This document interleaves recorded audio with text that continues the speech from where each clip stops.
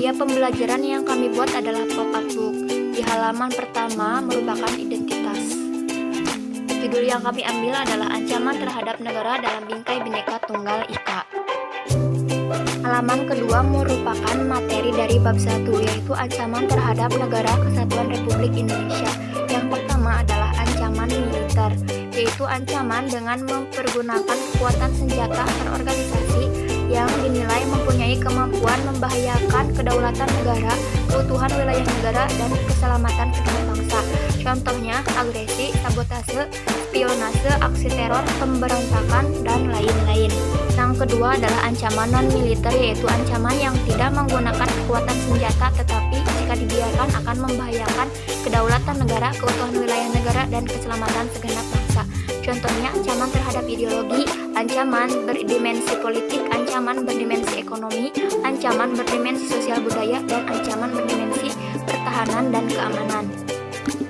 Yang selanjutnya adalah ancaman dari dalam negeri, yaitu segala ancaman terhadap ketahanan nasional suatu negara yang berasal dari dalam negeri. Contohnya disintegrasi bangsa melalui gerakan-gerakan separatis, keresahan sosial akibat kesenjangan ekonomi dan ketimpangan kebijakan ekonomi, upaya penggantian ideologi Pancasila dengan ideologi lain, makar atau penggulingan pemerintah yang sah dan konstitusional, pemaksaan kehendak golongan tertentu, dan lain-lain. Selanjutnya adalah ancaman dari luar negeri, yaitu segala ancaman terhadap ketahanan nasional suatu negara yang berasal dari luar negeri. Contohnya keinginan negara-negara besar untuk menguasai Indonesia, keinginan negara-negara industri untuk menguasai wilayah Indonesia, bahaya perang nuklir yang juga mengancam keberadaan negara Indonesia, kemudian adanya arus globalisasi yang banyak menimbulkan kerawanan di bidang Polsek Sosbud Hankam. Di halaman selanjutnya merupakan materi dari bab kedua yang berjudul Ancaman di bidang Ipolek Sosbud Hankam. Ancaman di bidang ideologi merupakan ancaman berbasis ideologi, dapat pula dalam bentuk penetrasi nilai-nilai kebebasan sehingga dapat memicu proses disintegrasi bangsa. Yang selanjutnya merupakan ancaman di bidang ekonomi, yaitu yang pertama ancaman internal, contohnya inflasi, yaitu suatu proses meningkatnya harga-harga biasanya dan terus-menerus berkaitan dengan mekanisme pasar yang dapat disebabkan oleh berbagai faktor. Terus pengangguran, infrastruktur yang tidak memadai, sistem perekonomian yang tidak jelas. Adapun ancaman internalnya yaitu kinerja ekonomi buruk, daya saing rendah, ketidaksiapan menghadapi era globalisasi, tingkat defensasi atau ketergantungan yang cukup tinggi pada pihak asing.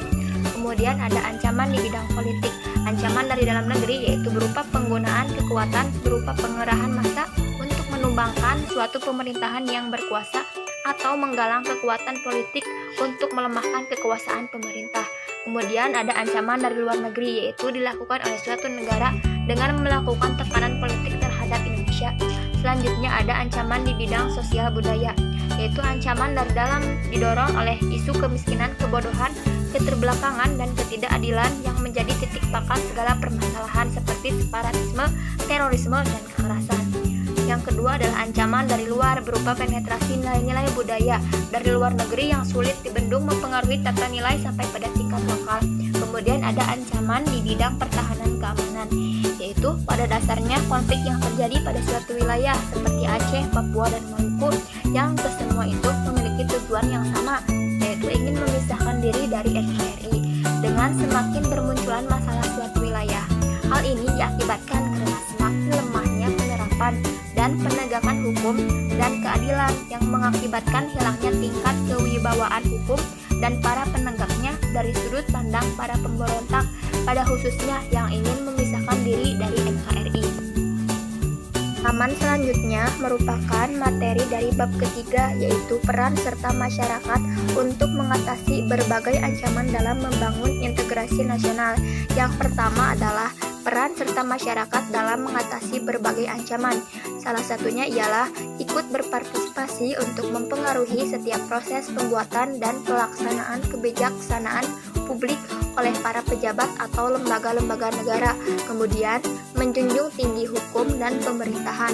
Yang selanjutnya ialah berpartisipasi aktif dalam pembangunan nasional.